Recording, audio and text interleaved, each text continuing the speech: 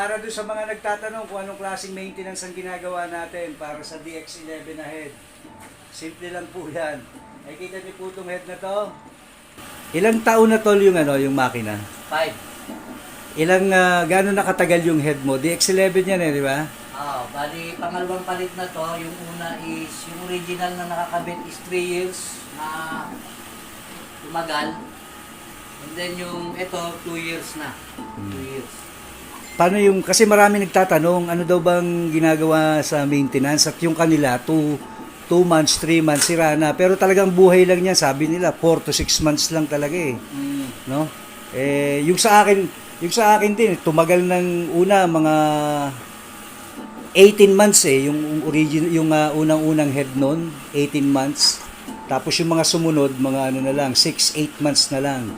Ganon. Sa akin, ang ginagawa ko lang, pagpasok ko sa umaga, bago mag-start, auto clean. And then, pag yung tapos na ako mag-print sa hapon, bago patayin yung makina, auto clean lang ulit. So, doon napansin ko, palaging buo yung nozzle check ko. Every time papasok ako sa umaga, pag kinlin ko siya sa gabi, sa umaga buo yung nozzle check. Unlike nang hindi ka nag-clean sa gabi, pagpasok ko sa umaga, nagdo-double clean pa ako. So, sa umaga, single lang, tapos okay na siya, buo na yung nozzle check. Tingin ko isa yun, isa sa basic maintenance, pinaka-basic. Bawa, ngayong hapon, natapos ka na. So, i-clean mo ulit yon bago ka Bago ko patayin. Bago patayin. Bago patayin yung machine.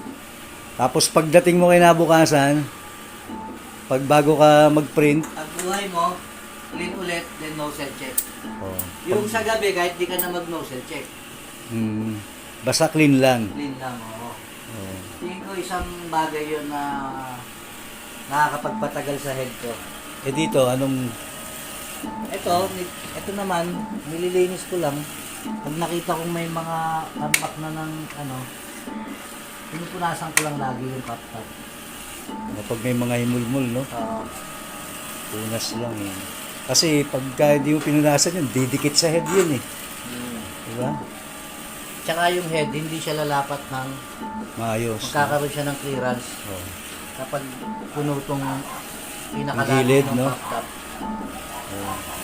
So tingnan nyo rin yung pinakalabi ng cap top nyo at baka mamaya puno na ng ink yung mga tumigas na ink. Ang tendency nun, Magkakaroon ng clearance. pag park nung head doon, hindi siya lalapat ng maayos kasi may clearance. Doon nakakasira. Tingin ko nakakasira ng head yun kasi maninigas yung mga ink dun sa pag may clearance Yan. Ganun lang naman ginagawa niya. Pero ngayon, 2 years na yung head niya. DX11. Pangalawang palit pa lang yan. 5 years na yung makina. Pangalawang palit pa lang ng head. Saan mo ba nabili yung head mo, tol? Itong pangalawa, sa pa rin, glitter pa rin. Sa touch art pa rin. So, yun lang po. Ganun lang po ginagawa ni Utol sa basic maintenance niya. Sa linis, hindi masyado. Pagkatapos mag-print, bago patayin ang makina sa hapon, yung isasara na yung shop, linis.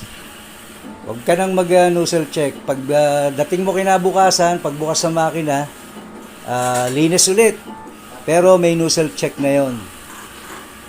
Ganun lang naman ginagawa niya. Tapos, eto, inaabatan niya, tinitingnan niya rin yung cap top at baka napupuno ng tumitigas na mga ink yan. Yung labi mismo. Yung labi ng cap top. Yun. At so far, sa awa ng Diyos, pangalawang taon na tong head na to ulit. Mas matagal yung una. Eto, nakadalawang taon na. Alam naman natin sabi ng mga supplier diyan, 4 to 6 months lang yan Okay. Sige po, maraming salamat. Sana po ay gumana din sa inyo yung rekomendasyon